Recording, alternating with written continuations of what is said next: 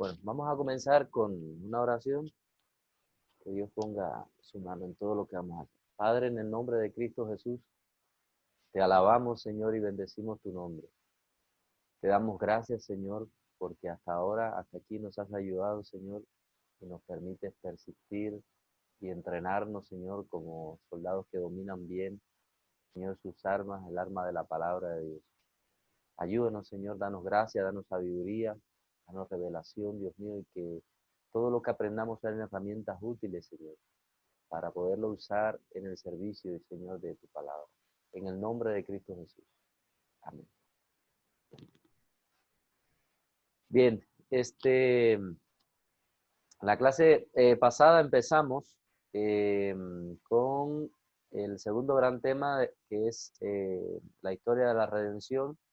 Vamos a estar viendo cómo a través de toda la escritura Dios va revelando lo que iba a hacer, lo que hizo ya en la cruz del Calvario, lo que iba a hacer con la iglesia, lo que iba a hacer para redimirnos de la maldición del pecado y de las consecuencias del pecado.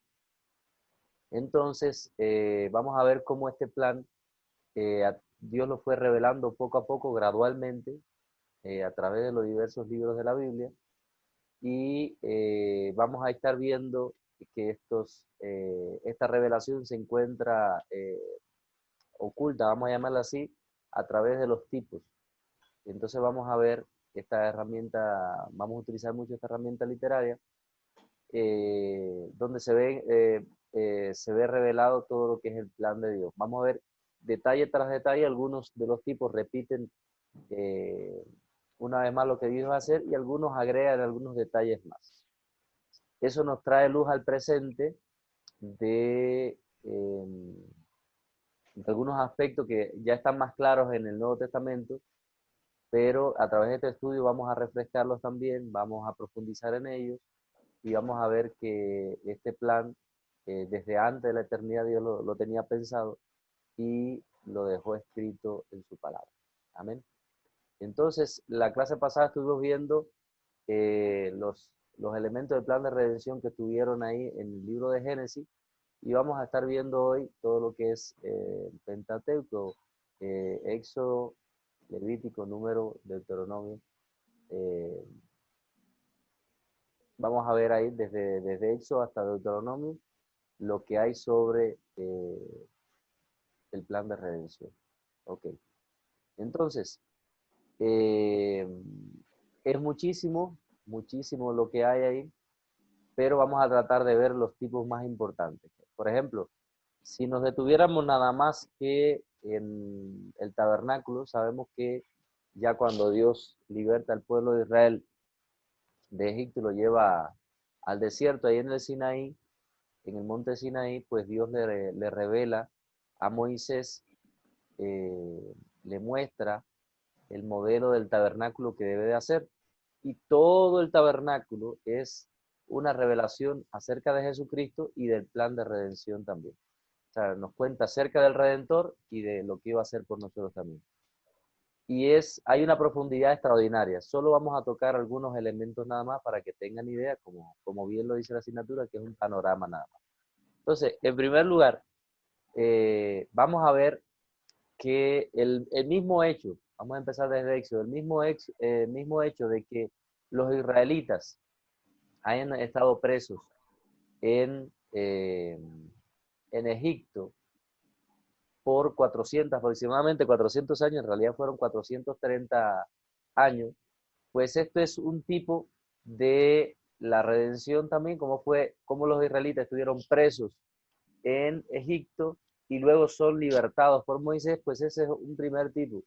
Habla de que los israelitas presos por el faraón representa a la humanidad presa por el diablo, esclavizadas por el pecado y que son libertados por Cristo. Entonces por ahí pueden ir poniendo el primer tipo, el primer gran tipo que podemos ver acerca de eh, la historia aquí de la redención. Ese es un primer gran tipo. Faraón representa al diablo, Israel representa al pueblo de Dios, a toda la cristiandad. La esclavitud representa la esclavitud del pecado. Los 400 años representa el tiempo que la humanidad estuvo, o el tiempo de que el hombre está sin Cristo, esclavizado del pecado. Y Moisés en este caso representa a Cristo como libertador. Bien, hablando de Moisés, pues Moisés, por muchas cosas y de diversos puntos de vista, representa al Redentor, representa a Cristo. Vamos a ver en qué manera representa Moisés a Cristo o lo que iba a ser Cristo. Bien, Éxodo 3, del 7 al 10, vamos a irlo buscando. A ver, voy a repartir algunas citas, a ver. Eh, Hermano, los 400 años que significan. ¿Cómo? Los Bueno, 400 años, ¿qué significan? el tiempo que estuvimos sin Cristo. Gracias. Ok. Acércate ahí cuando vayan a hablar, acérquense al micrófono porque se corta un poco. A ver, rápidamente, Gisela, tú vas a buscar Éxodo 3 del 7 al 10.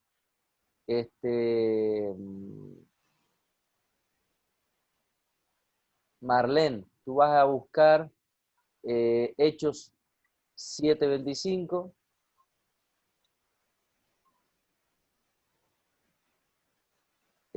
Marcos, tú vas a buscar eh, Éxodo 2 del 11 al 15.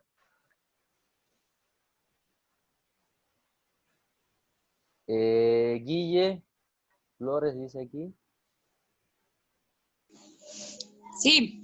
Ajá, vas a buscar Éxodo 4 del 29 al 31. Ajá, hasta ahí. Bien, vamos a ir leyendo. Éxodo, el primero. Sí, es 7 al 10. Dice, dijo luego Jehová, bien, he visto la aflicción de mi pueblo que está en Egipto, y he oído su clamor a causa de sus exactores, pues he conocido sus angustias, y he descendido para librarlos de mano de los egipcios y sacarlos de aquella tierra a una tierra buena y ancha, a tierra que fluye leche y miel, a los lugares del Cananeo, del Eteo, del Amorreo, del Fereceo, del Heveo y del Jebuseo. El clamor, pues, de los hijos de Israel ha venido delante de mí, y también he visto la opresión con que los egipcios los oprimen.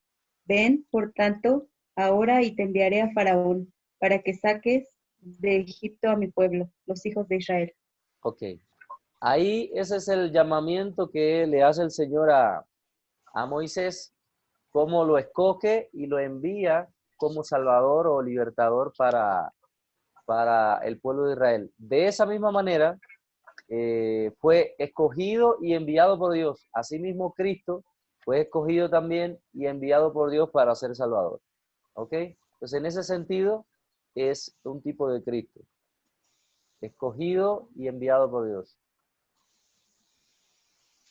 Ok. Hechos 7:25. Te amo. Eh, pero él pensaba que sus hermanos comprendían que Dios les daría libertad por mano suya, mas ellos no lo habían entendido así. Ok. De la misma manera que Cristo fue rechazado por los israelitas, por el pueblo judío, asimismo Moisés también fue rechazado. Aquí vemos como, bueno, la idea es, no sé si recuerdan, que Moisés se siente eh, de alguna manera atraído por el pueblo por su pueblo, por sus raíces hebreas, y va a visitar a su pueblo y en eso se encuentra que hay una discusión, o que están azotando, mejor dicho, a un israelita. Él lo defiende y en eso mata al que está maltratando al israelita, y luego al otro día cuando va, hay 2 israelitas fajándose, y entonces cuando trata de separarlo, pues ellos lo rechazan. Dice, ¿quién te ha puesto por juez entre nosotros? ¿Me vas a matar a mí como mataste al egipcio el día de ayer? Entonces Moisés tiene que huir porque su mismo pueblo lo rechaza, no lo acepta como el libertador. Entonces, de esa misma manera, en Juan 1:12 dice, a los suyos vino, mas los suyos no le recibieron. O sea, cuando viene a los israelitas, en su mayoría, bueno, hay una parte que sí acepta a Cristo, entre los 12 discípulos y otros más, pero en su mayoría, cuando va a Jerusalén, pues lo rechazan y terminan crucificándolo, terminan matándolo. Y entonces, luego Cristo se vuelve entonces a los gentiles, y por eso es que nosotros somos la iglesia gentil. Lo mismo sucede con Moisés. Moisés es rechazado en su primera instancia por su mismo pueblo. Entonces, como tipo también el Redentor, Moisés fue rechazado como mismo fue rechazado Cristo también. Entonces eso nos cuenta de que ese Redentor que nos iba a salvar, un día también iba a ser rechazado por su mismo pueblo. ¿Ok? Entonces, Éxodo 2, del 11 al 15. Sí, yo lo tengo. Dice, en aquellos días sucedió que crecido ya Moisés salió a sus hermanos y los vio en sus duras tareas y observó a un egipcio que golpeaba a uno de los hebreos, sus hermanos. Entonces miró a todas partes y viendo que no parecía nadie, mató al egipcio y lo escondió en la arena. Ok, sigue un poquito más. Sí, al día siguiente salió y vio a 2 hebreos que reñían. Entonces dijo al que maltrataba al otro, ¿por qué golpeas a tu prójimo? Y él respondió, ¿quién te ha puesto a ti por príncipe y juez sobre nosotros? ¿Piensas matarme como mataste al egipcio? Entonces Moisés tuvo miedo y dijo, ciertamente esto ha sido descubierto. Oyendo Faraón acerca de este hecho, procuró matar a Moisés, pero Moisés huyó de delante de Faraón y habitó en la tierra de Madián. Bueno, la tierra de Madián es una tierra no judía, gentil. Entonces, el tiempo que estuvo ahí, que estuvo 40 años allá, es el tiempo representa el tiempo que trata Cristo con la, con la iglesia gentil. Fíjese que Moisés se casa con una gentil, se casa con una madianita. Entonces eso representa la iglesia gentil, la iglesia, nosotros que somos los gentiles, representamos la esposa del Cordero, la esposa de Cristo también. Entonces eso habla de una oportunidad de salvación para el mundo gentil también. Entonces, lo mismo lo fue entonces Moisés, porque recuerda que entre la gente que son sacada de Egipto, también hay extranjeros también, que representan a los gentiles también. Entonces habla de que el Redentor no solamente iba a ser salvador de judíos, sino que iba a ser salvador también de un pueblo gentil. ¿Ok? Entonces ahí está elementos que Dios estaba revelando de su propósito. Ok, vamos a ver qué más. Éxodo 4, del 29 al 31. Amén. Y si fueron Moisés y Aarón y reunieron a todos los ancianos de los hijos de Israel, y habló Aarón acerca de todas las cosas que Jehová había dicho a Moisés, e hizo las señales delante de los ojos del pueblo, y el pueblo creyó. Y oyendo que Jehová había visitado a los hijos de Israel y que había visto su aflicción, se inclinaron y adoraron. Amén. Entonces fíjese ahí que es una vez que Dios llama nuevamente a Moisés, él regresa y entonces es que trata con el pueblo de Israel y lo saca entonces de esclavitud. Eso habla de eso, como de estos 2 intentos de liberación. El primer intento fue rechazado y en el segundo aceptado. Esto habla también de las 2 venidas de Cristo también. En la primera, cuando Él viene, es rechazado, y en la segunda, cuando Él viene nuevamente, pues es aceptado entonces por los israelitas. Recuerde que en la segunda venida de Cristo, cuando Él venga, se lleva a la iglesia gentil, nos lleva a nosotros, pero empieza entonces su trato nuevamente con Israel y se cumple lo que dice la Escritura, que Israel será salvo de una sola vez, como en un día se arrepentirán, se volverán a Dios.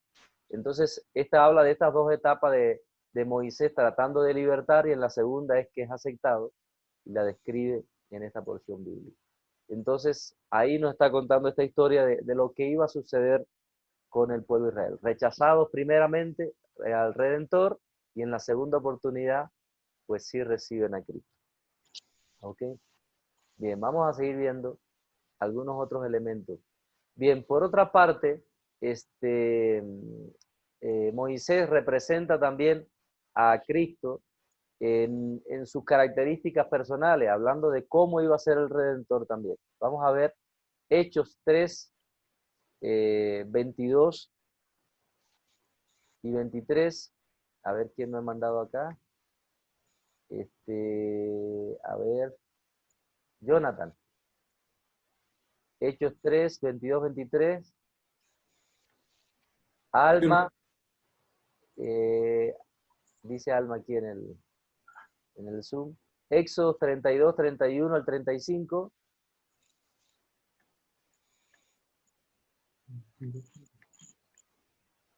Dice aquí Belén. ¿El otro fue Hechos qué? No, es ese. Sí, hermano. Ajá. Belén, bueno, no sé si ese es tu nombre, pero es el que viene ahí. Sí, soy Belén Colín. Ah, bueno, está bien. Éxodo 17 del 1 al 6 y Deuteronomio 33, 4 al 5 es para Ana Garduño. ¿Ok? Bien, a ver, si lo pueden leer y ahí vamos a ver algunos elementos. Hechos 3, 22 al 23. Porque Moisés dijo a los padres, el Señor vuestro Dios os levantará, profeta de entre vuestros hermanos, como a mí. A él oiréis en todas las cosas que os hable, y toda alma que no oiga a aquel profeta será desarraigada del pueblo. Ok, estaba diciendo Moisés, un día va a haber un profeta así como yo, y el que no cree en él, pues será desarraigado. Estaba hablando proféticamente de Cristo, pero él estaba diciendo que él también era profeta, así como él había sido profeta también. Entonces, recuerda el asunto de Moisés, que Moisés hablaba con Dios cara a cara, como cualquiera habla con su compañero. Así Cristo también, ¿verdad?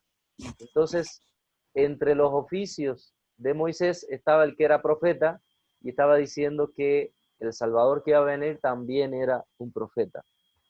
Éxodo, el próximo, Éxodo 32, del 31 al 35. Sí, hermano. Entonces volvió Moisés a Jehová y dijo, te ruego pues, este pueblo ha cometido un gran pecado, porque se hicieron dioses de oro, que perdones ahora su pecado, y si no, réeme ahora de tu libro que has escrito. Y Jehová respondió a Moisés, al que pecare contra mí, a éste reharé yo de mi libro. Ve pues ahora lleva a este pueblo a donde te he dicho. He aquí, mi ángel irá delante de ti, pero en el día del castigo yo castigaré en ellos su pecado. Y Jehová hirió al pueblo porque había hecho el becerro que formó Aarón. Bueno, ahí vemos entonces a Moisés abogando a favor del pueblo por el pecado que habían cometido. Y entonces eso nos recuerda lo que hace Cristo por nosotros.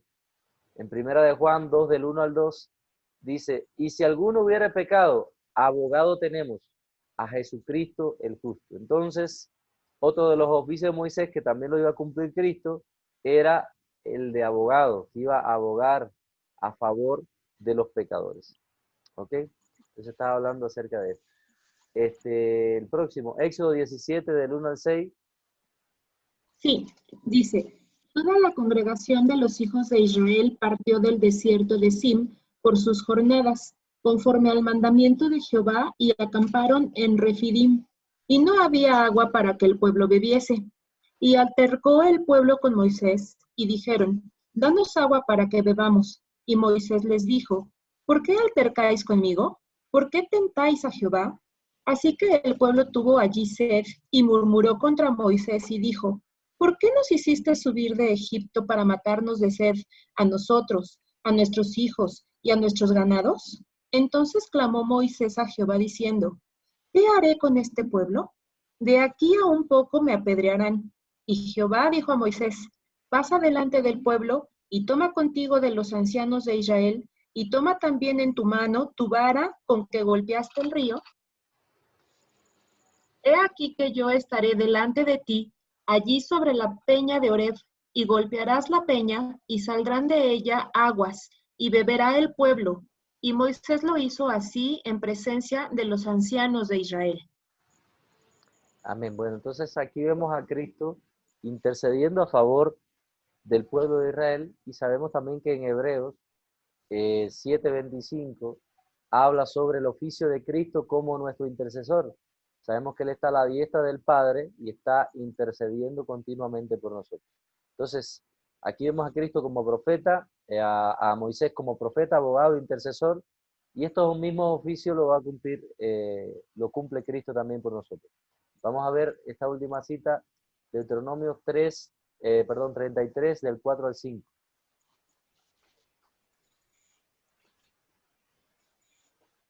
A ver, ¿a quién se le di? Hermano,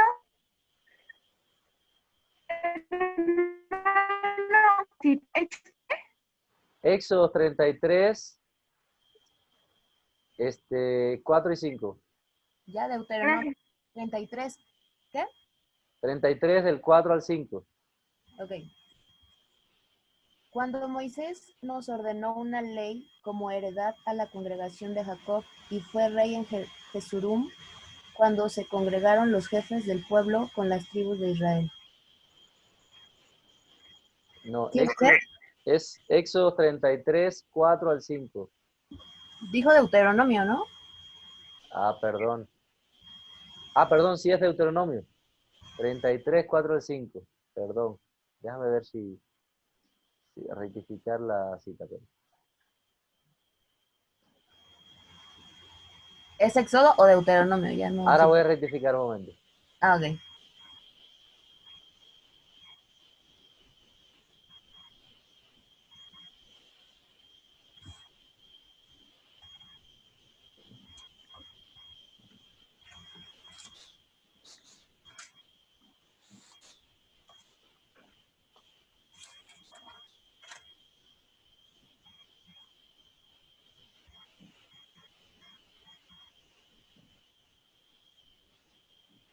Yo creo que sí era Éxodo, ¿no, hermano? Porque va a relación a lo que estamos hablando de que Moisés siempre ha sido intercesor. No, pero aquí queremos ver a Moisés como líder y también a Cristo como líder también. Deja ver ahí un momentico.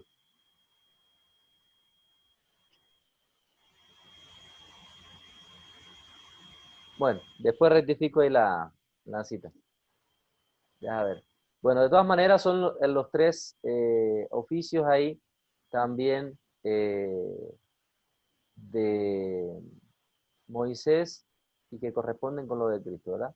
Bien, vamos a seguir adelante. Otro gran evento que ocurre en el libro de Éxodo y que es un tipo de lo que iba a ocurrir también es las Pascuas.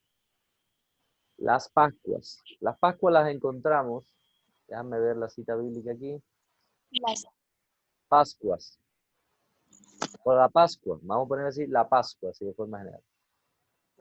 Éxodo del 12 del 1 al 28, se las comento.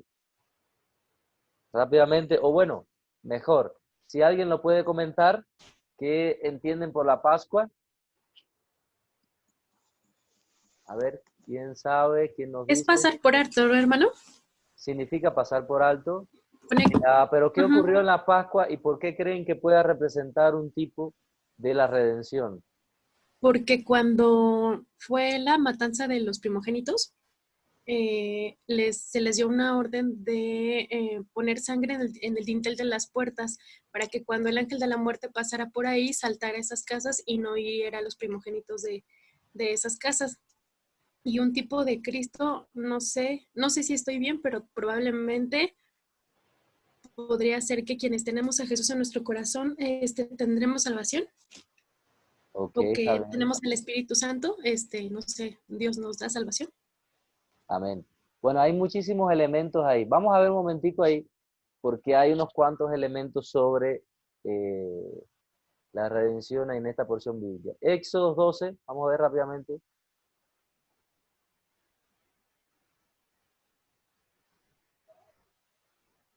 Éxodo 12, del 1 al 28. Alguien que lo pueda leer, a ver quién no ha participado. Avi Sánchez, Sí, hermano. a ver si puede leernos, por favor. Sí, un momento. Éxodo 12. Habló Jehová a Moisés y a Aarón en la tierra de Egipto, diciendo: Este mes os será principio de los meses, para vosotros será este el primero en los meses del año. Hablad a toda la congregación de Israel, diciendo: En el 10 de este mes, tómese cada uno un cordero según las familias de los padres, un cordero por familia. Mas si la familia fuere tan pequeña que no baste para comer el cordero, entonces él y su vecino inmediato a su casa tomarán uno según el número de las personas. Conforme al comer de cada hombre, haréis la cuenta sobre el cordero. El animal será sin defecto. Macho de un año lo tomaréis de las ovejas o de las cabras, y lo guardaréis hasta el día 14 de este mes, y lo inmolará toda la congregación del pueblo de Israel de las 2 tardes. Y tomarán de la sangre y la pondrán en los 2 postes y en el dintel de las casas en el que no han de comer, en que lo han de comer. Y aquella noche comerán la carne asada al fuego y panes sin levadura, con hierbas amargas lo comerán. Ninguna cosa comeréis de él cruda ni cocida en agua, sino asada al fuego, su cabeza con sus pies y sus entrañas. Ninguna cosa dejaréis de él hasta la mañana, y lo que quedare hasta la mañana lo quemaréis en el fuego. Y lo comeréis así, ceñidos vuestros lomos, vuestro calzado en vuestros pies y vuestro bordón en vuestra mano, y lo comeréis apresuradamente. Es la Pascua de Jehová. Pues yo pasaré aquella noche por la tierra de Egipto, y heriré a todo primogénito en la tierra de Egipto, así de los hombres como de las bestias, y ejecutaré mis juicios en todos los dioses de Egipto, yo Jehová. Y la sangre os será por señal en las casas donde vosotros estéis, y veré la sangre y pasaré de vosotros, y no habrá en vosotros plaga de mortandad cuando hiera la tierra de Egipto. Y este día os será en memoria, y lo celebraréis como fiesta solemne para Jehová durante vuestras generaciones. Por estatuto perpetuo lo celebraréis. 7 días comeréis panes sin levadura, y así el primer día haréis que no haya levadura en vuestras casas, porque cualquiera que comiere leudado desde el primer día hasta el séptimo será cortado de Israel. El primer día habrá santa convocación, y asimismo en el séptimo día tendréis una santa convocación. Ninguna obra se hará en ellos, excepto solamente que preparéis lo que cada cual haya de comer. Y guardaréis la fiesta de los panes sin levadura, porque en este mismo día saqué vuestras huestes de la tierra de Egipto. Por tanto, guardaréis este mandamiento en vuestras generaciones por costumbre perpetua. En el mes primero comeréis los panes sin levadura, desde el día 14 del mes por la tarde hasta el 21 del mes por la tarde. Por 7 días no hallará levadura en vuestras casas, porque cualquiera que comiere leudado, así extranjero como natal del país, será cortado de la congregación de Israel. Ninguna cosa leudada comeréis, en todas vuestras habitaciones comeréis panes sin levadura. Y Moisés convocó a todos los ancianos de Israel, dijo: sacad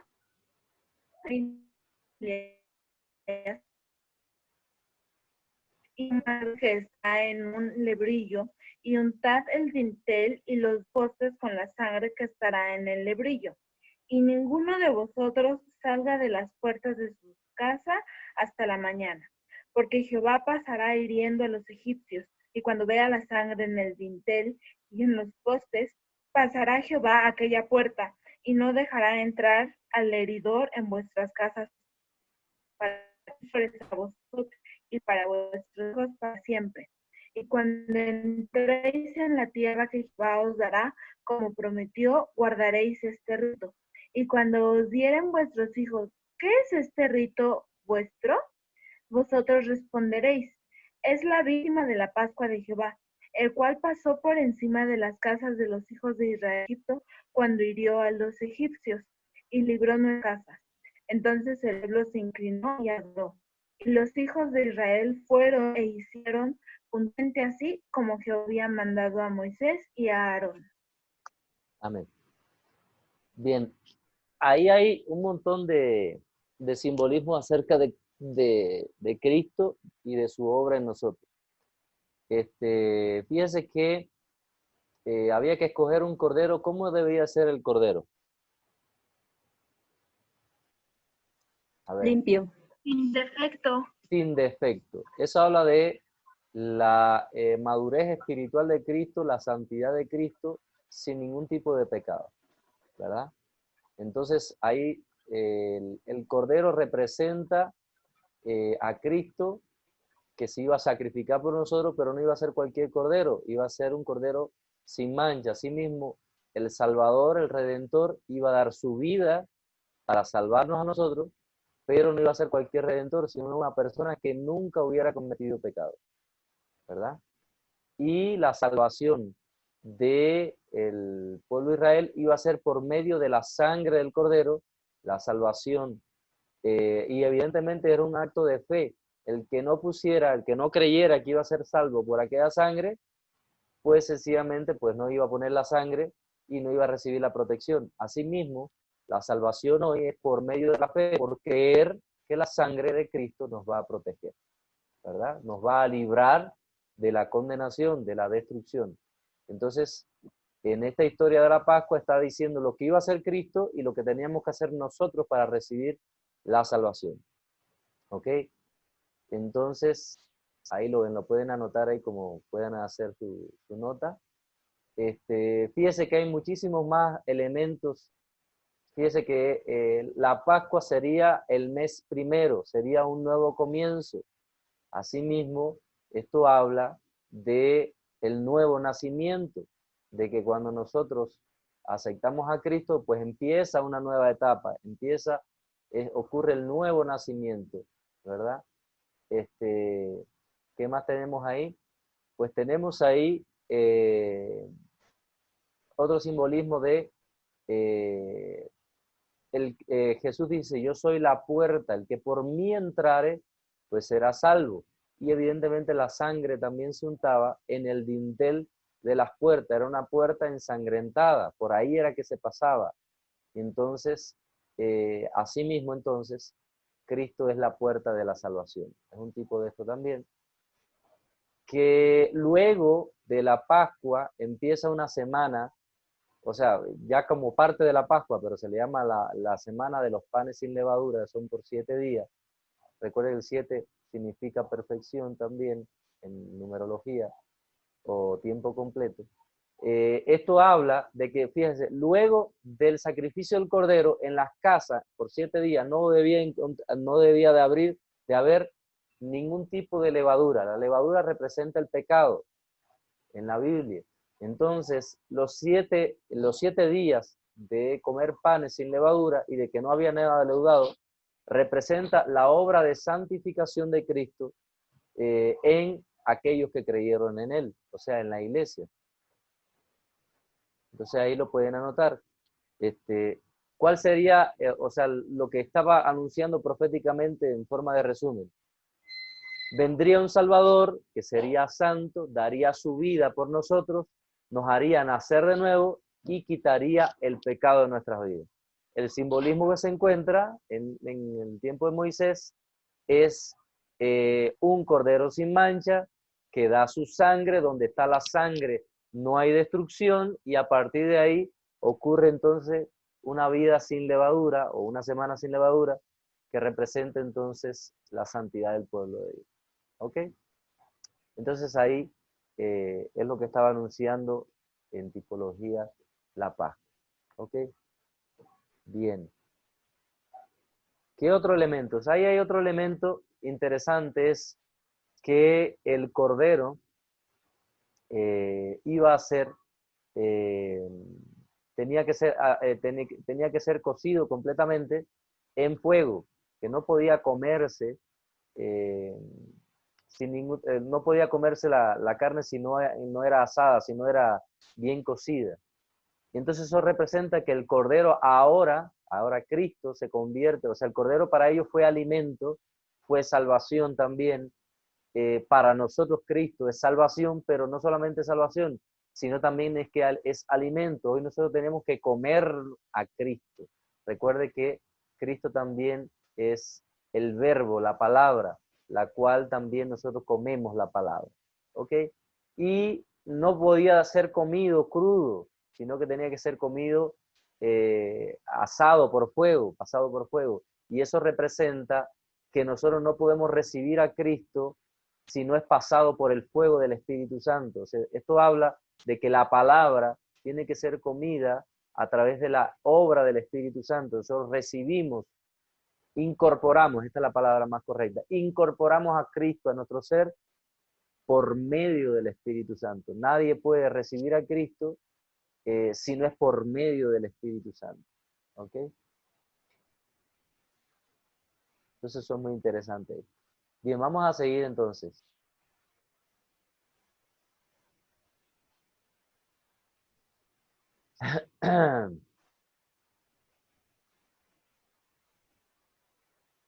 Okay. Hermano, Dígame. En este último punto, entonces, quiero entender así que el fuego representa el Espíritu Santo. Sí, sí. Ahí hay varios elementos, ¿no? Que se pueden interpretar. Por ejemplo, no nos podemos alimentar de Cristo mecánicamente por leer la Biblia. Tenemos que orar y pedirle al Señor que al Espíritu Santo que nos guíe, que nos alimente. Por ejemplo, cuando vamos a predicar un sermón, siempre pedimos la dirección de Él y pedimos a Dios que nos hable, ¿verdad? Entonces, pero alguien que no lo hace, que sencillamente está leyendo la Biblia o escuchando un sermón en la carne o intelectualmente, pues sencillamente no recibe alimento espiritual. Entonces, esto es lo que está previendo entonces acá cuando habla de que el cordero tenía que ser pasado completamente por fuego. El fuego representa al Espíritu Santo. Entonces, Dios no recibe, como vamos a ver a través de Éxodo, Levítico, etc., ningún sacrificio se recibía si no era por fuego. O sea, se le prendía fuego a todo. Entonces, se convertía, por ejemplo, pudiéramos decir que el sacrificio más completo o más abarcador de todo era el holocausto, que era, se sacrificaba el animal y completo, la cabeza, las entrañas, todo completo se echaba en el altar y todo se consumía y se convertía en humo y en olor, simbólicamente representando algo espiritual. Entonces Dios no recibe las cosas en la carne, sino por medio del Espíritu. Y entonces el que convertía esto material en algo espiritual puede ser el fuego. O sea, el que convertía la carne en humo y en olor puede ser el fuego. El fuego representa al Espíritu Santo. Entonces el Espíritu Santo toma la Biblia, toma la palabra, ¿verdad? Y la convierte en un alimento espiritual para nosotros que es agradable a Dios. ¿Sí me entiende, hermana? Marlene. ¿Sí entendiste? Ay, hermano, perdón, es que se me fue la señal. Pero sí, o sea, sí. Ok, entonces, de igual manera, de forma general, cualquier sacrificio que se ofrecía tenía que ser pasado por fuego. Hoy en la actualidad, cualquier obra que tú hagas, tiene que ser guiada, dirigida, inspirada por el Espíritu Santo, sino lo que estás haciendo está crudo, está en la carne. Y nada que se haga en la carne puede ser del agrado de Dios, ¿verdad?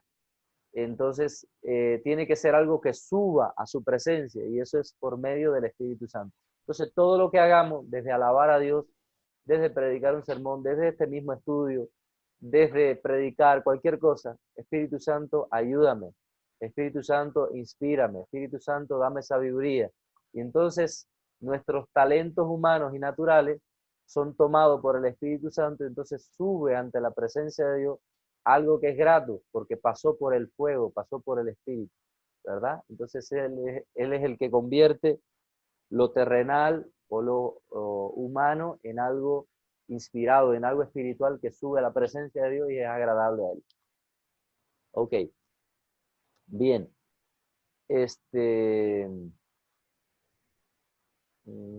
Vamos a seguir acá. Bien. Vamos a ir rápidamente a otros tipos que hay. Éxodo 15, del 22 al 27. Éxodo 15, del 22 al 27. Vamos a... ¿Quién no ha leído? Pues ya todos, ¿no? Empezamos por Giselle nuevamente. Gisela. E hizo Moisés que partiese Israel del Mar Rojo, y salieron al desierto de Sur, y anduvieron 3 días por el desierto sin hallar agua. Y llegaron a Mará, y no pudieron beber las aguas de Mará, porque eran amargas, por eso le pusieron el nombre de Mará. Entonces el pueblo murmuró contra Moisés, y dijo, ¿qué hemos de beber? Y Moisés clamó a Jehová, y Jehová le mostró un árbol, y lo echó en las aguas, y las aguas se endulzaron. Allí les dio estatutos y ordenanzas, y allí los probó.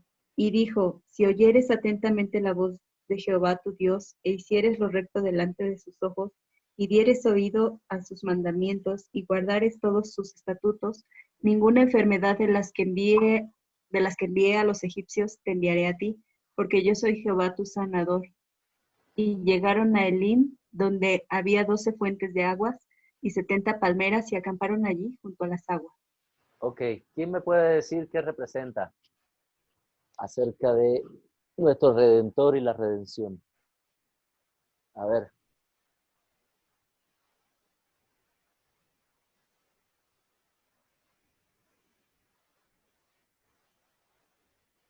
Pues tenemos un desierto, ¿verdad? Un desierto, había un estanque de agua, pero las aguas estaban amargas. Y le pusieron al lugar Mara por la amargura del pueblo cuando encontraron, la murmuración del pueblo cuando encontraron las aguas, pensaron que iban a poder beberle y no pudieron.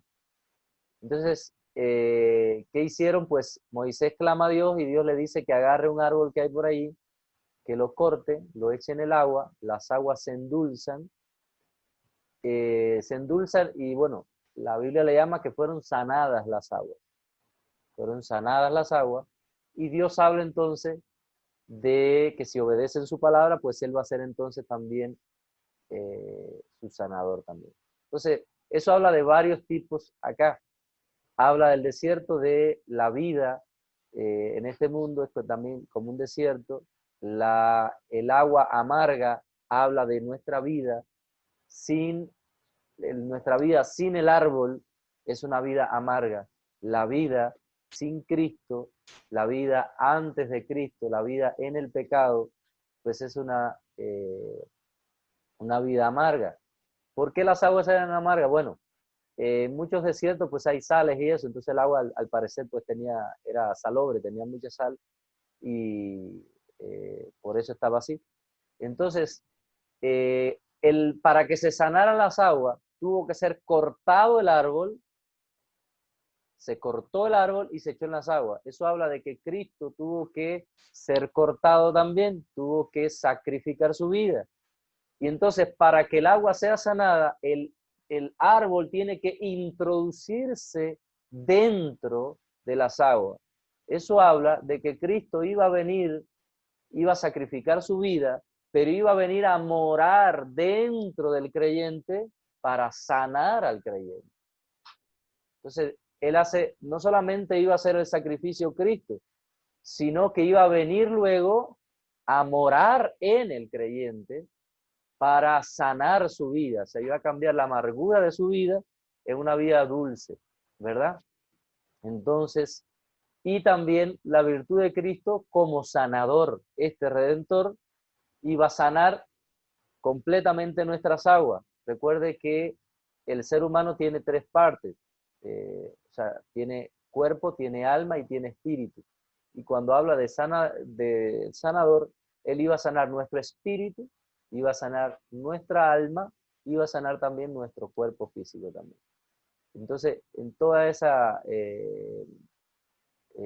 esas áreas, él se iba a manifestar como sanador. Entonces, ahí lo pueden ver simbolizado, ¿verdad? ¿Qué más vemos? Vamos a ver rápidamente, Jonathan. Cada una de estas porciones, estoy usando Éxodo, pero se repiten en Deuteronomio también, otras en Número, etc. Solo estoy dando algunas citas para acudir fundamentalmente a un libro. Éxodo 16, 35.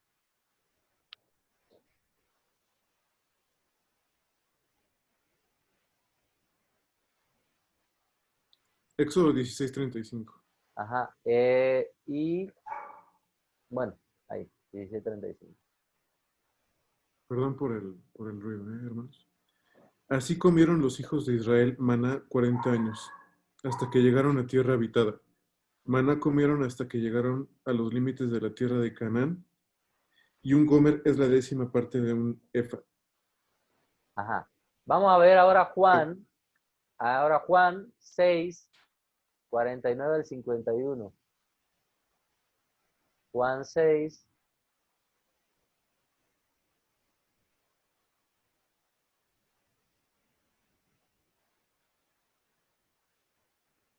A ver, léelo, Jonathan, por favor. ¿Juan 6 qué, perdón?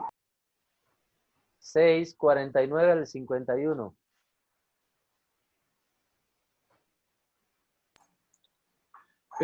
Vuestros padres comieron el maná en el desierto y murieron. Este es el pan que desciende del cielo, para que el que de él come no muera.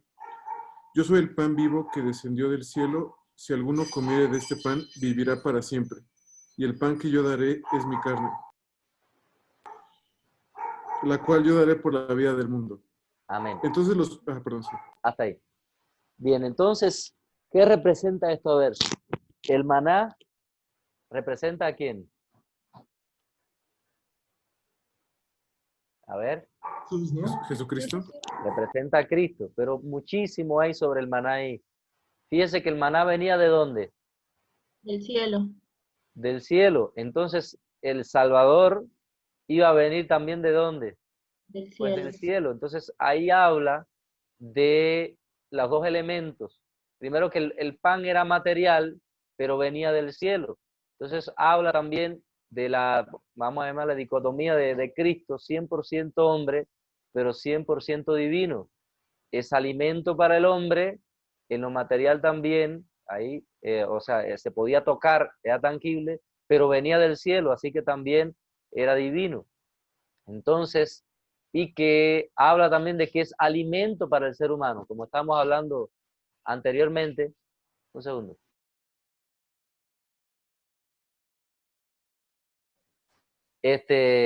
Entonces, lo que alimenta al ser humano, pues viene del cielo. Cristo es alimento para nosotros porque viene también del cielo. Ahora, es algo interesante, como él dice que este pan es él y es su carne, la cual él va a dar por la salvación del mundo. O sea, estaba profetizando acá Cristo de que iba a darse en sacrificio. Pero bueno, vamos a remitirnos más bien aquí al Éxodo de acá. ¿Qué pasaba con el maná? El maná era un alimento liviano, era un alimento que era como hojuelas con sabor a aceite, algo así, y descendía todos los días, temprano en la mañana, descendía el maná con las primeras luces del día, y cuando levantaba el calor del día, dice que se derretía el maná. Y entonces tenían que salir a buscarlo, y el viernes tenían que recibir o recoger el doble, porque el sábado no iba a salir, el maná no venía, y lo que se acumulaba, cualquier día se acumulaba más de lo que ibas a comer, pues se convertía en gusano, se agusanaba, excepto el viernes, ¿ok? Entonces ahí hay mucho simbolismo acerca de Cristo, porque había que buscarlo en familia, la gente buscaban el alimento, lo introducían en su casa, lo majaban, o sea, lo molían, lo hacían como una harina, y con esa harina, pues hacían entonces tortas o pan o diversos cocidos entonces, hacían para comerlo. Eso habla también, y lo buscaban temprano en la mañana, porque luego que se levantaba el sol, pues ya se derretía, desaparecía.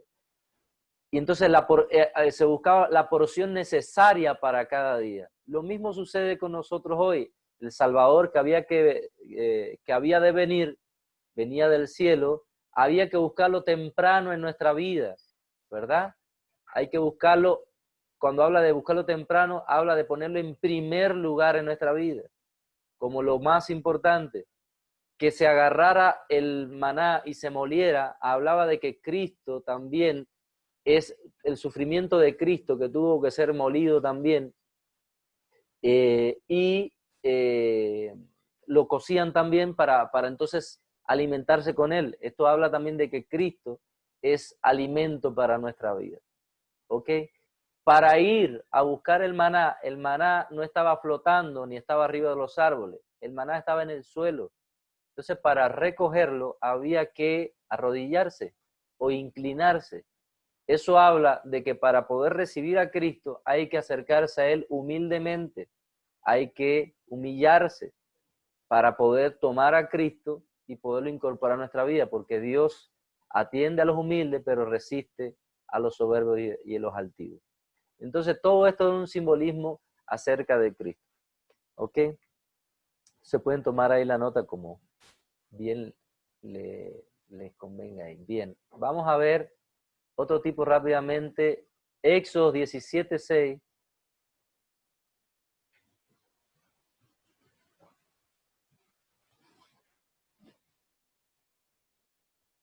Éxodo 17:6. A ver, Marcos. Sí, y aquí lo tengo. A ver. He aquí que yo estaré delante de ti, allí sobre la peña en Horeb, y golpearás la peña y saldrán de ella aguas y beberá el pueblo. Y Moisés lo hizo así en presencia de los ancianos de Israel. Amén. Ahí, por ejemplo, en contraste con el Evangelio, es una peña que tiene una hendidura, tiene una herida, y en esa herida es que se oculta allí. Me dice, a ver, un momentico, Éxodo 17:6. A ver si no estoy errado.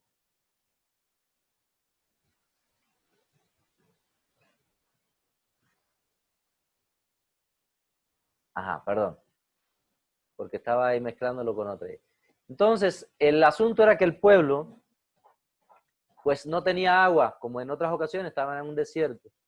Y entonces, Dios le dice que vaya y que junto con los ancianos del pueblo, pues que hiera a la peña, y de la peña se abre, y de la abertura de esa peña, pues brota agua y se sacia entonces el pueblo.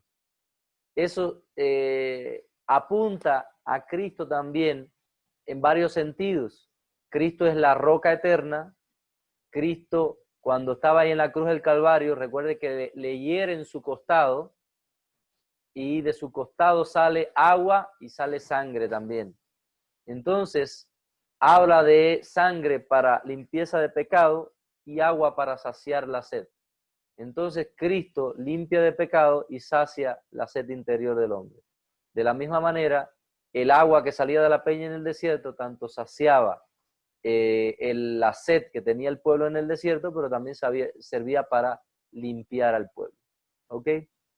Entonces, en ese sentido, es un tipo también de Cristo. Ahora, la escena de golpear la peña ocurre 2 veces en la narración bíblica.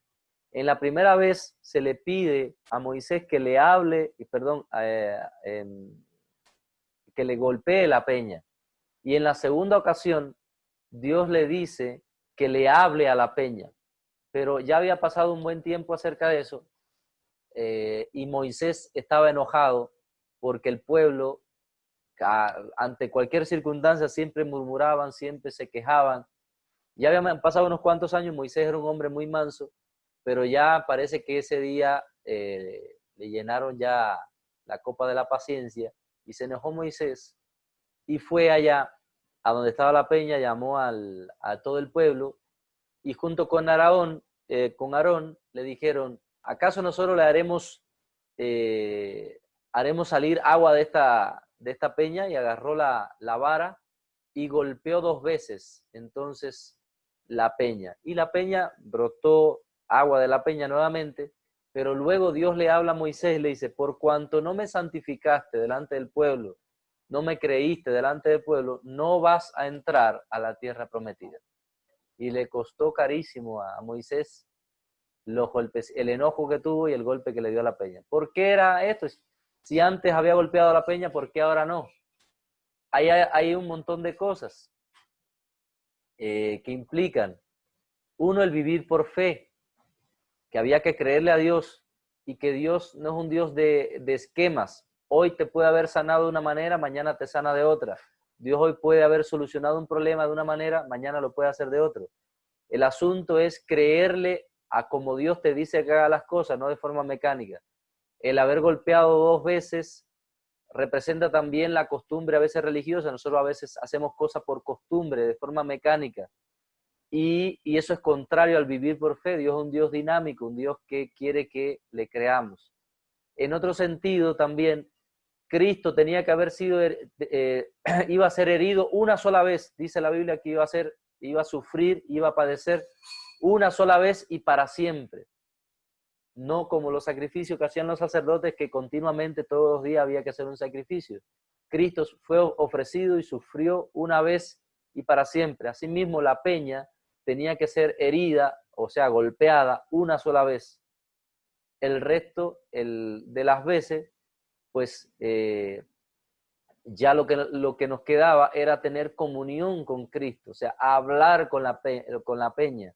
Entonces, Moisés rompió este tipo y empezó a golpear a la peña varias veces. Entonces, estaba violando lo que Dios quería dejar plasmado en la Escritura acerca de lo que iba a ocurrir en el futuro. Entonces, Moisés fue desobediente y le costó caro esto. ¿Ok? Entonces, mire cuántos tipos hay de lo que iba a ser Cristo en el futuro, simbolizado en toda esta escena de acá. ¿Ok? Bien, aquí también esa misma escena, vamos a buscar Juan 7, 37 al 39.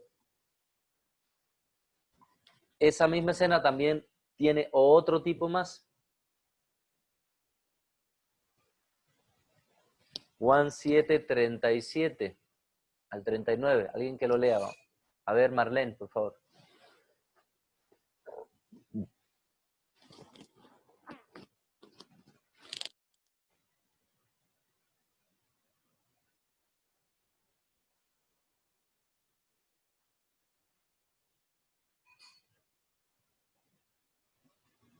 A ver, Marlene, ¿ya?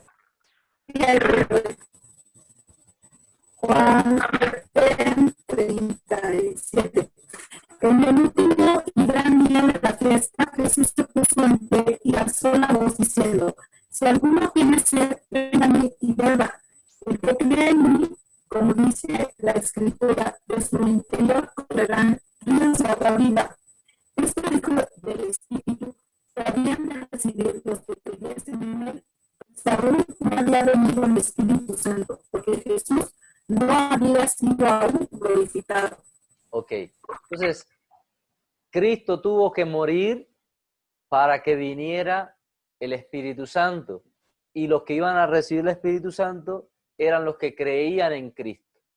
Y entonces, los que creen en Jesús, que fue herido, que sufrió, que padeció por nosotros, son los que reciben el Espíritu Santo. De la misma manera, en el libro de Éxodo, los israelitas reciben agua por la fe. Ellos creyeron que de una peña iba a salir agua en un desierto, pero para que saliera el agua, la peña tenía que ser herida. Entonces, para que ellos disfrutaran del agua, tenían que creer que iba a salir agua de la roca tenía que ser herida y entonces iban a disfrutar del agua. Lo mismo sucede ahora. Estaba diciéndonos que nosotros tenemos que creer en Cristo, en el sacrificio de Cristo, y entonces íbamos a poder disfrutar del Espíritu Santo. El Espíritu Santo fue entregado a causa de que Cristo fue crucificado también. Si Él no llega a padecer, pues entonces no hubiera Espíritu Santo para nosotros. Y evidentemente el Espíritu Santo es como esa agua también que nos sacia, ¿verdad? Que satisface la sed interior del ser humano. Bien, vamos a otro gran tipo que hay aquí. El tabernáculo. Es Éxodo 25 del 31, perdón, Éxodos del capítulo 25 al 31. Ahí se los dejo de tarea para que lo puedan leer porque es muchísimo lo que hay ahí dentro. Pero bueno, les voy a comentar más o menos los tipos que hay ahí.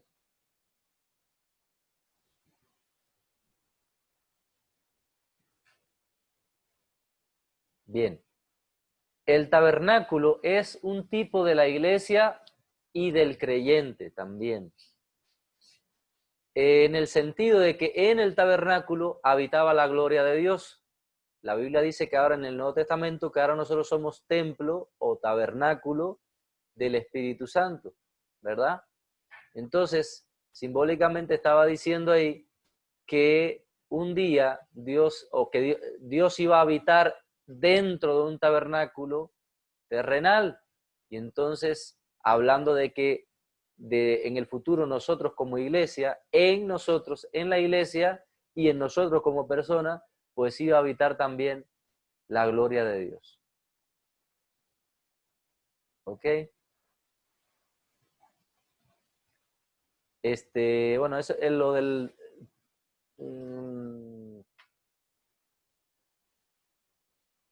Efesios 2, lo apuntan ahí, Efesios 2, del 19 al 22, habla de que la iglesia es templo del Espíritu Santo también, como templo. Ahora bien, por ejemplo, el tabernáculo tenía tres partes. Tenía los atrios, que era como el patio.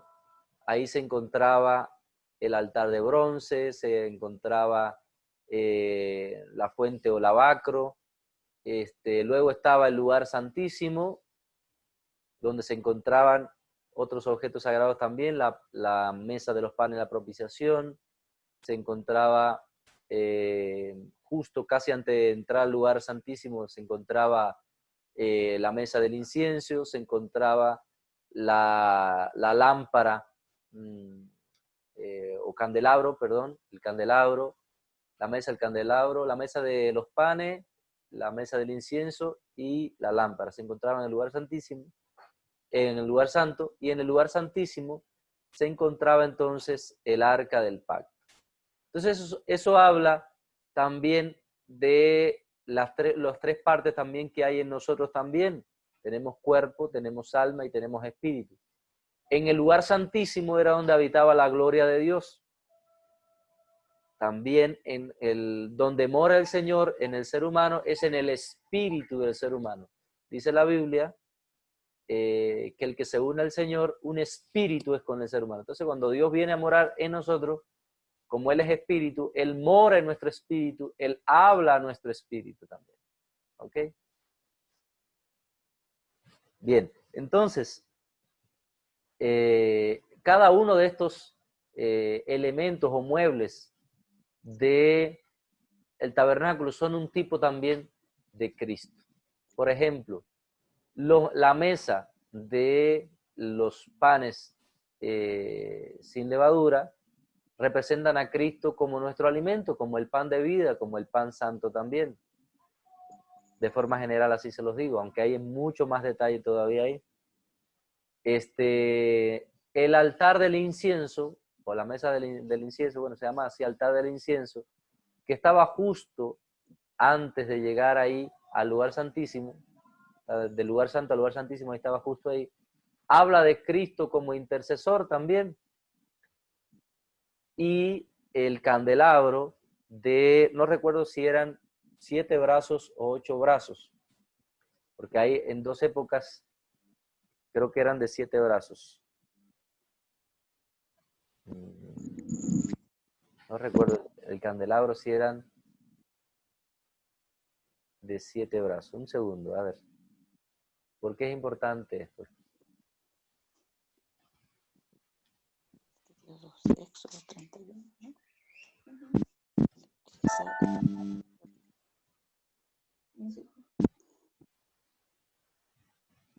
Ajá. Ok. Era de 7 brazos. Entonces, el candelabro tenía 7 brazos, era una mémora de 7 brazos, y entonces en la punta de cada brazo, pues entonces se colocaban las lámparas de aceite. Entonces, el candelabro, dice la Biblia, que era de una sola pieza hecha de oro.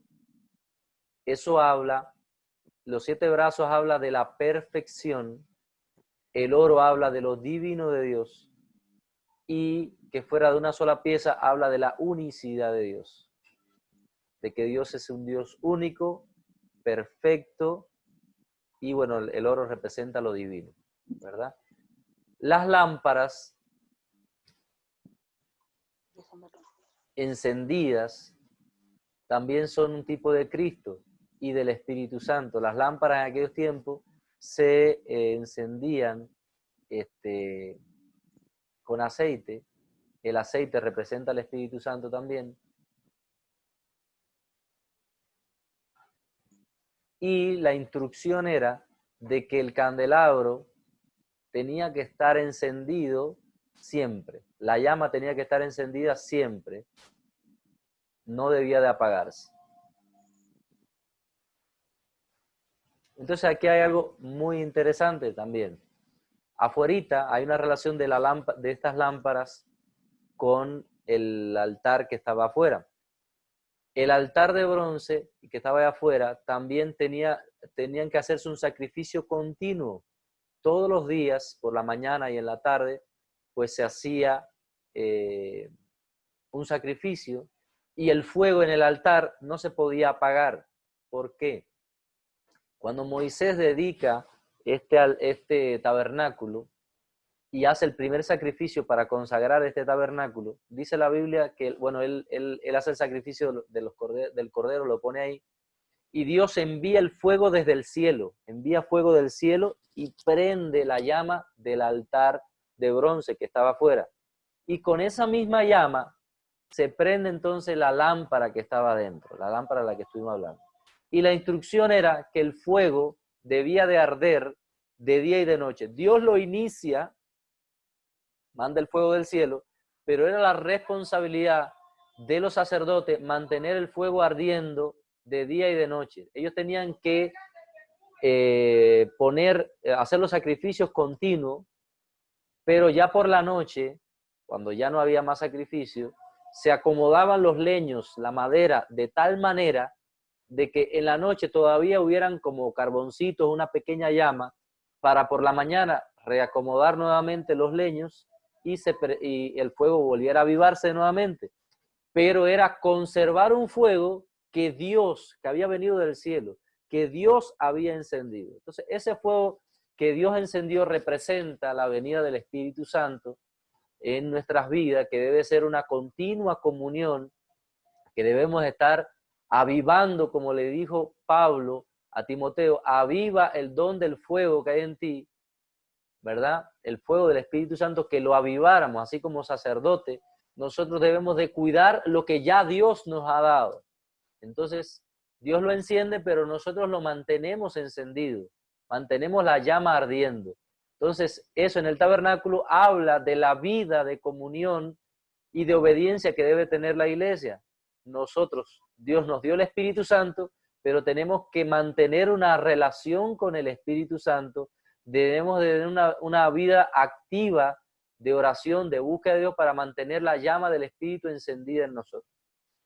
Hay algo interesante que ocurre, creo que es en el libro de Números, que los hijos de Aarón parece que se quedaron dormidos, se le olvidó, algo le pasó, que se le apagó el fuego.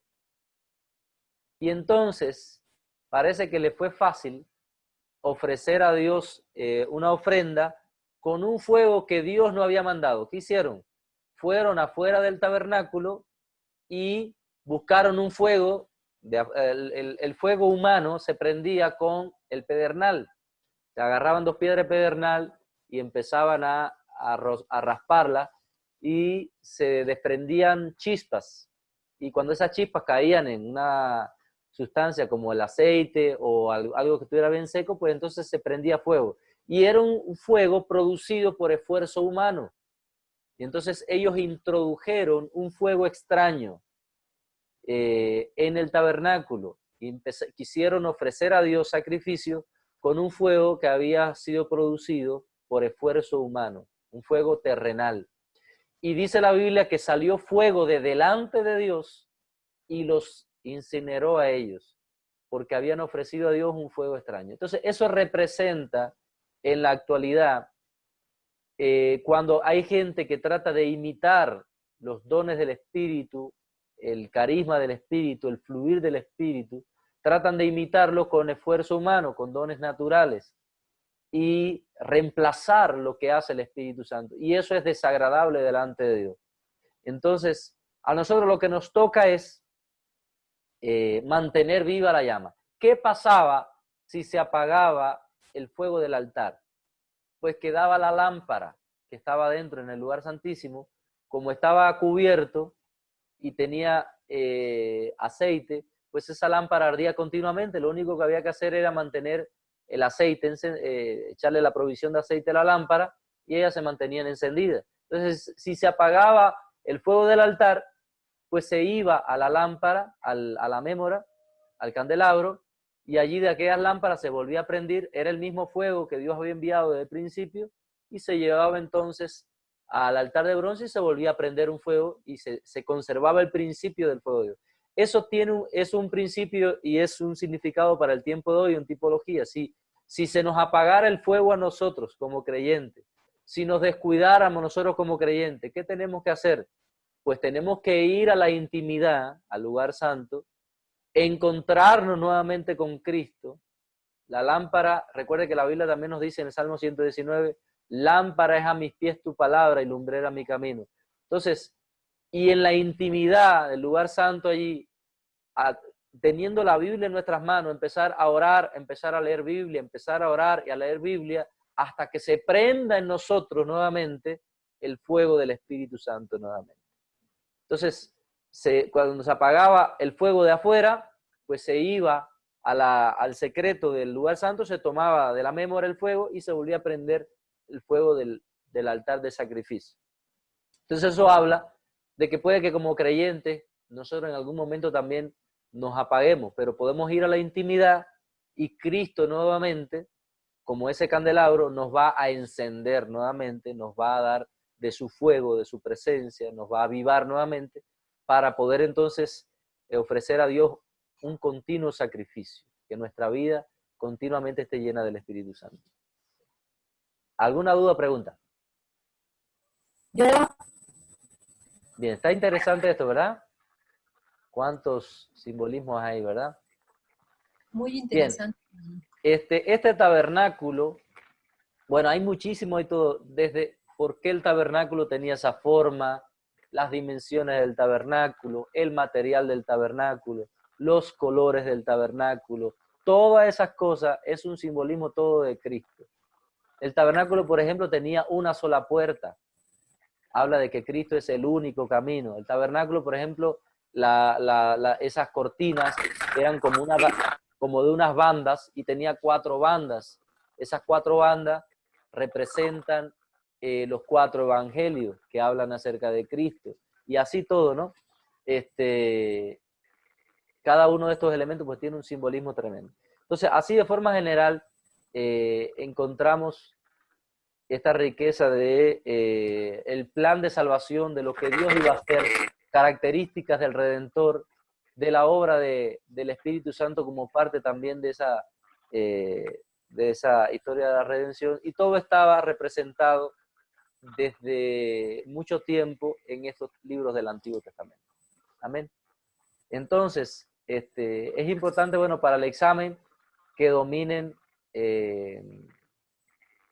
por lo menos algunos de estos tipos, ¿verdad?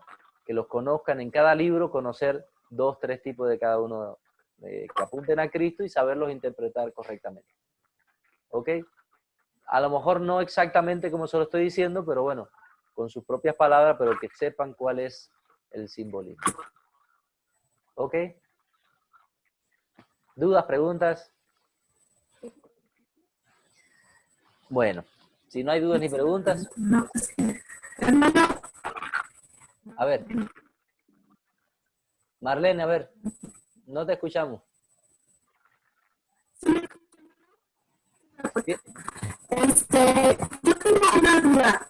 Cuando estaba hablando acerca de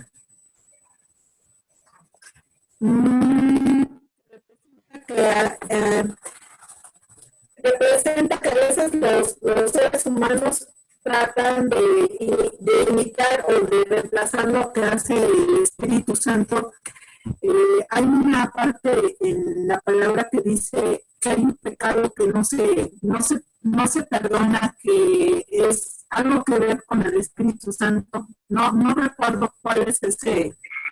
Sí, es la blasfemia contra el Espíritu Santo. Sí, eso, exactamente. Bueno, no exactamente, pero lo que hicieron estos hijos de Aarón fue una especie de una blasfemia también, porque ofendieron a Dios y fueron en contra de lo que Él le mandó. Pero bueno, la blasfemia del Espíritu Santo, contra el Espíritu Santo, es en el contexto que Jesús lo habla, Jesús está echando fuera demonios. Y entonces, esto es una obra que solo se puede hacer mediante el Espíritu Santo. Entonces los fariseos le dicen, no, eso es una obra de Belcebú, atribuyéndosela al diablo. Y él le dice, cuidado, porque todo pecado contra el Padre y contra el Hijo serán perdonados. Pero cualquier blasfemia contra el Espíritu Santo jamás será perdonada. Dice, esto decía porque ellos habían dicho que él tenía espíritu impuro. Entonces, se puede interpretar de que cuando alguien conscientemente atribuye, ya sea por celos o por el motivo que sea, atribuye la obra del Espíritu Santo al diablo, pues se está blasfemando contra el Espíritu Santo. Entonces, la obra que estaba haciendo Cristo, pues estaba echando fuera demonios. Y entonces, los fariseos y aquella gente estaban atribuyéndosela al diablo. Entonces, puede que hoy suceda también gente conscientemente que han conocido acerca de Dios o saben, tienen un conocimiento acerca de Dios y por celo, por envidia, por lo que sea, estén atribuyendo obras que solo puede hacer el Espíritu Santo, se las estén atribuyendo al diablo, pues puede caer dentro de este pecado terrible. ¿Okay? Entonces, hoy, por ejemplo, ¿cómo hay gente que están haciendo más o menos lo que estaban haciendo los hijos de Aarón, sustituyendo la obra del Espíritu Santo por una obra de la carne? Vamos a poner, por ejemplo, un ejemplo, ¿no? Hay gente que sabemos que el Espíritu Santo es el que convence de pecado, de justicia y de juicio. Eso es una obra que hace el Espíritu.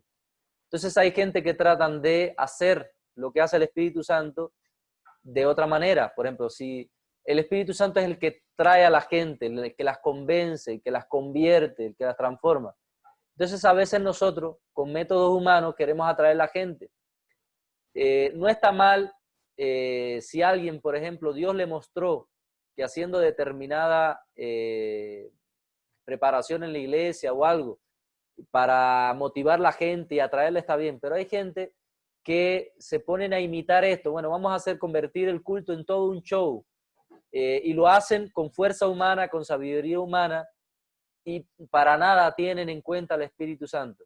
Y entonces se están reemplazando lo que puede hacer el Espíritu Santo con sabiduría humana y métodos humanos. Si Dios se lo mandó a alguien, amén.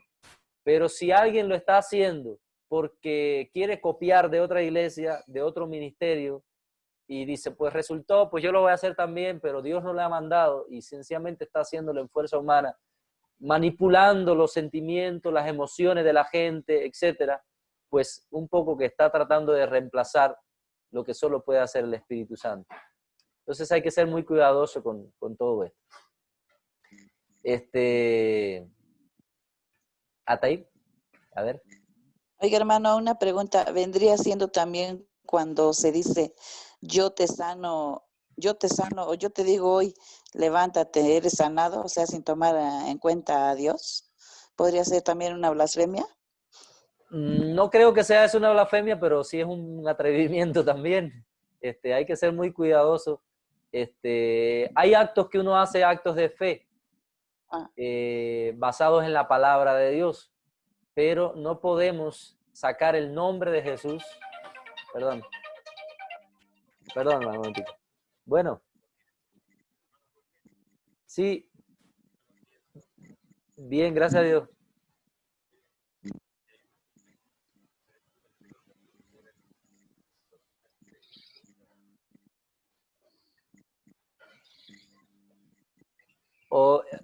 Sí voy a ir solo porque tengo acá otra situación, allá te comento porque tengo un pariente por acá. Pero estoy en medio de una clase ahora del seminario, hermano, perdón. Sí, hermano, sí. Ok, bueno, Dios te bendiga. Bueno. Perdón, hermano.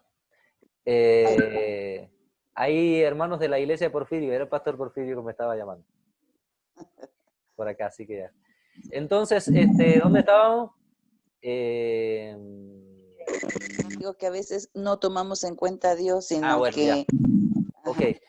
El asunto era el siguiente, que a veces hacemos actos de fe basados en la palabra, pero dice la Biblia que Dios es el que produce en nosotros el querer como el hacer. Hay veces que somos inspirados por Dios, movidos genuinamente por Dios y soltamos una palabra. Y fue Dios que nos inspiró a soltarla en ese momento. Pero eso no se puede convertir en un mecanismo, porque aquel Dios lo hizo y yo ahora lo voy a hacer también y ya, y lo declaro porque lo declaro y lo digo y porque lo digo y lo redigo. Y así no, hermano. Tenemos que, dice la Biblia, creí, por tanto hablé. Y Dios es el que produce en nosotros eso. Nosotros soltamos algo que ya Dios ha producido en nosotros. No es un acto mecánico, porque yo lo diga 1000 veces es que va a ocurrir. No, Dios es que produce eso en nosotros. Entonces hay que ser muy cuidadoso con eso y siempre todo lo que hagamos hay que hacerlo en el nombre de Jesús. Amén. Amén. Entonces, a ver. También decimos, hermano, yo te bendigo. Bueno, más dicen, yo te bendigo o bendecido seas, algo así, pero la gente habla de o sea, como de ellos, ¿no? Yo. Entonces, sí hay que tener mucho cuidado. Sí podemos bendecir, pero en el nombre de Jesús, por ejemplo, los padres sobre los hijos, es un buen hábito bendecir a nuestros hijos. En la Biblia hay muchísimos ejemplos de eso. Entonces, sí podemos bendecirlo en el nombre de Jesús, podemos bendecir a Dios mismo. Pero hay que tener cuidado de que lo estemos haciendo en la carne, en nuestra sabiduría, en que yo, porque yo soy yo, lo hago, ¿no? Tenemos que tratar, incluso en nuestro lenguaje, en nuestro hablar, tratar de sacar esa palabrita del yo también. Todo lo que más podamos, eliminarlo, que en nuestro corazón quien reine sea Cristo. Por ejemplo, si vamos a contar desde un testimonio, porque yo hice tal cosa o porque yo no sé qué no, el Señor hizo esto en mí. el Señor te bendiga. Amén. El Señor, póngalo siempre a Él. Primero, como dice el libro de Santiago, dice que en Santiago dice, habla de gente necia que dice que haremos, venderemos y haremos esto y lo otro. Dice, no, más bien tenemos que decir, si el Señor permite, siempre poniendo al Señor primero, que Él sea el que ocupe el trono en nuestro corazón. Entonces eso nos guarda de la caída, porque dice la Biblia que antes de la caída viene la altivez, y la altivez es una expresión del yo hago esto y lo otro, ¿no? Entonces, el que mucho menciona yo, pues está pronto en la caída, a caer en algo. Hermano, yo por ejemplo tengo una duda. Entonces, no sé, cuando usted decía la frase es un atrevimiento, por ejemplo, es un atrevimiento cuando una persona ora por otra persona dándole a entender como que Dios le está hablando a esa persona. Por ejemplo, esta persona le dice, en esta hora Dios te dice que vas a ser sano. Que Bueno, si Dios se lo dijo, no hay problema. No, vamos a suponer que, bueno, el ejemplo es el siguiente. Esta persona dice, Dios te dice que vas a ser sano y que vas a ver a tus nietos y a tus hijos y, bueno, le profetiza diciéndole, y Dios te dice en esta hora. Pero esa persona muere. Entonces, es un atrevimiento, ¿no? Porque finalmente Dios no le mandó a decir eso. Pues es muy serio eso, hermano. Hay que tener mucho cuidado cuando usamos el nombre de Dios. Pues dice la Biblia que el que use el nombre de Dios en vano, pues Dios no lo tendrá por inocente. O sea, yo puedo tener un deseo. No está mal tener un deseo, orar en mi buena voluntad de que Dios haga algo. Pero decir que Dios dijo, pues ya es un problema más serio. Pues esa persona que debe de pedirle a Dios que le perdone. Y analizar su comunión con Dios si entendió mal algo o percibió algo mal y entonces metió a Dios en el asunto cuando Dios no estaba metido en el asunto. Habría que analizar muy particularmente el caso, pero bueno, hay que ser muy, muy cuidadosos porque a veces usamos muy livianamente el nombre de Dios y el nombre de Dios es santo, hermano. El nombre de Dios es santo y no se puede usar para cualquier cosa. Desde bromas y cosas y hasta meter el nombre de Dios donde Dios no ha querido meter su nombre ahí todavía, entonces hay que tener cuidado con eso. Entonces, podemos decir, por ejemplo, si vamos a orar por alguien, decir, la palabra de Dios dice, está escrito, de que Él es sanador. Padre, en tu nombre te ruego, conforme a tu palabra, sánale, Señor. Ese es mi deseo conforme a la palabra de Dios. Amén. Así. Rogar, ¿no? Ahí está bien, ahí estamos rogando, estamos implorando, conforme a que hay una promesa que Dios ha dicho, Señor, en tu voluntad, en tu propósito, porque Dios, incluso aparte de esas promesas, pues a lo mejor Dios no le place sanarlo porque Dios es soberano. Amén. Entonces no podemos torcerle el brazo a Dios y decirle, Dios, tú dijiste esto y tienes que hacerlo porque yo digo que tienes que hacerlo. No, hay una promesa de que Dios puede hacerlo y quiere hacerlo, pero hay que ver el caso particular. Hay gente, por ejemplo, que están en pecado y tienen que arrepentirse de su pecado para ser sanados, o están peleados con fulano, mengano y sutano y no quieren pedirle perdón o perdonar, y Santiago dice, confesad las ofensas unos a otros para que entonces sean sanados. O sea, la promesa de sanidad está ahí, pero hay un obstáculo que impide esa sanidad. O sea, la promesa es fiel, pero hay que hacer la parte que te corresponde a ti. Por ejemplo, en Hebreos dice, mirad que alguno deje de alcanzar la gracia de Dios, que brotando una raíz de amargura vaya a contaminar a otros. La gracia está para todos, pero la amargura es un impedimento para alcanzar la gracia de Dios. O sea, hay cosas que Dios te quiere dar, pero no te las da porque tienes rencores en tu corazón, gente que no has perdonado y te ha amargado la vida y no alcanzas la promesa, no porque Dios sea infiel, es porque hay algo del lado de acá que impide que recibamos la palabra, la bendición. Entonces, es saludable. Yo sé que a veces uno está presionado, bueno, este es extra de la casa, pero bueno, a veces uno está presionado. Ay, hermano, venga y ore por mí, por esta enfermedad, y uno va con la mejor intención de que Dios le salve, pero es saludable decirle, bueno, hermano, vamos a orar, a ver qué Dios nos muestra. Y dedicarse unos 5 minutos, unos 10 minutos. Señor, empiece a alabar a Dios, muévete con poder aquí, muéstranos, Señor, qué quieres hacer acá. Y puede que en ese tiempo Dios te muestre que esa persona no ha recibido por cierta pecado, por cierta circunstancia o por algo. Y entonces uno puede aconsejar mejor a esa persona y entonces orar de forma efectiva para que la persona sea sanada. Entonces, no todas las personas Jesús las sanó igual. Así es. Entonces hay que, por ejemplo, el hombre que lo bajan por el techo, Jesús primero le perdona el pecado y luego lo sana. Y hay otros que le manda a hacer un acto de fe, le dice, ve y lávate en el estanque. Y cuando cumple el acto de fe es que se sana. Entonces, no siempre viene la sanidad de la misma manera. Entonces, hoy hemos mecanizado un poco eso también. Sí podemos rogar con nuestro mejor deseo basado en la palabra de Dios, pero sería muy útil y conveniente que tuviéramos comunión con Dios y Dios nos mostrara qué está pasando en esta persona para poder aconsejarla y ayudarla. Amén.